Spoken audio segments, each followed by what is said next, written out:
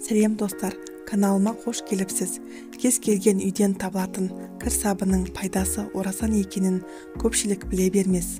Кір жуу сабының ерекшеліктері мен басқа сабындардан айырмашылығы қандай, пайдасы мен зияны? Видеоны соңына дейін көріңіз және кір жуу сабының адам денсаулығы үшін қандай пайдалы екенін білесіз. Видеоны көрместен бұрын каналыма тіркеліп, лайк басуды ұмытпаңыз. Алдын ала рахмет. Бұл қатты сабынның бір түрі.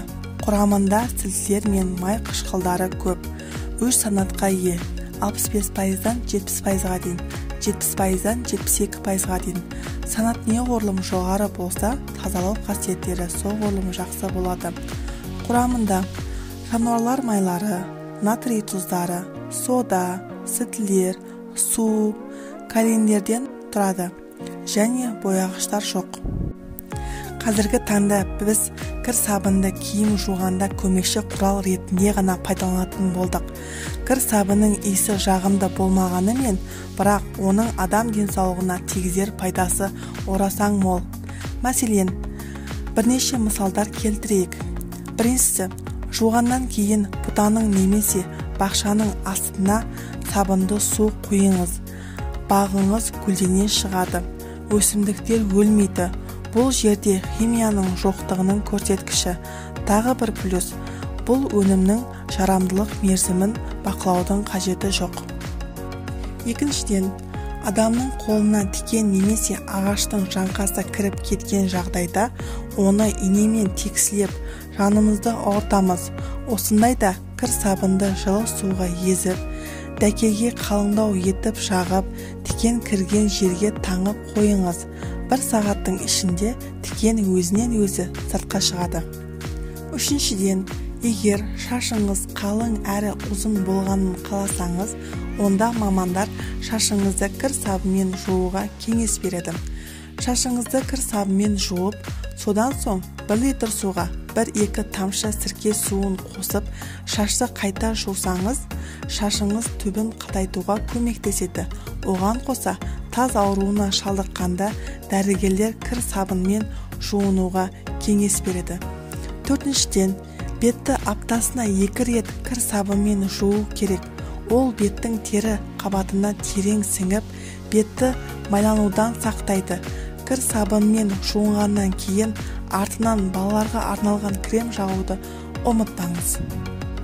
Бесіншіден, моншаға түсуді ұнататындарға кеңес. Буға түсерде сыпырғыны кір сабын салынған суға батырып қолданса, теріңіз тазарып қана қоймай, денеңіз серігіп қалады. Алтыншыден, сулы беторамалды кір сабынға үйкелеп, ащы иісін 5-10 минуттан күніне 3 рет иіскеп тұрған адам тұмауынан айығады. Жетіншіден, іріңдеген жараларға сықпа майын жаға бермей, кір сабынның көмегін пайдаланған да дұрыс. Ол үшін кір сабынды ірі үкіштен өткізіп, табаға ені 1 сантиметр етіп шаймалап салыңыз. Үстінен сабынның көлемінен 2 есе асатындай етіп сүт құйып, әбден қою болғанша баяу отта 1,5 сағат бойы қайнатыңыз. Суғаннан осы қоспаны шұқпалап қағаз бетіне жағып, жара үстіне дәкемен орап қойсаңыз, жетіп жатыр. 3 күн қайталасаңыз, жараның іріңдеуі қойып тез жазылып кетеді. 8-ші, көгерген жарақаттанған жеріңізді кір сабымен жусаңыз, жараны асқынуынан және микроб түсуінен қорғайды. Жараның бетін күніне 2-3 рет жусаңыз жеткілікті.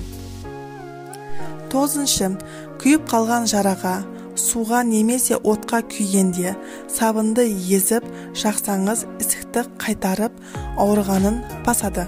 10-ші, дәрі-дәрмектен улы заттардан абайсызда уланғанда немесе сәбилер металл заттарды жұтып қойғанда аздап сабын суын ішкізіп ауруханаға жеткізуден бұрын шұғыл алдын алу шарасын жүргізуге болады. Оны қолдануда көңіл бөлетін тұстар. Көп мөлшерде ішкізіп жіберуге болмайды. Таза сабынды жұқа жапырақтап турап қайнаған жылы суға ертеді. Сосын ересек адамдарға 300 мг-нан 500 мг-ға дейін, ал балаларға 100 мг-нан 200 мг-ға дейін ішкізсеңіз, улы зат құсықпен бірге түседі және металл заттардың асқазанды зақымдамайды. 11. Құлап қалған жағдайда дереу кір сабынды жағыңыз, ол көгеруден сақтайды. 12. Ер адамдар қырынғаннан кейін тері тітіркенсе, кір сабынмен сабындап қоюға болады. Көпіршік кебуін күтіп, кепкеннен кейін сумен шайыңыз, теріңіз тітіркенбейді. 13. Ит тістеп алған жағдайда қан тоқтағаннан кейін жараға сабын ертіндісіне малынған дәкені басыңыз және дәрігерге жүгінген дұрыс. 14. Тұмау кезінде сабын ертіндісіне малынған мақта тампонын алып, мұрын қуысына тығуға болады. Бұл әрине жағымсыз емдеу шарасы, дегенмен өте пайдасы зор. Кір сабынды мөлшермен пайдалану керек. Сіз де кір сабынды пайдалансаңыз, комментарийға өз ойыңызды қалдырыңыз және лайк басып, қоңырау түймесін басуды ұмытпаңыз.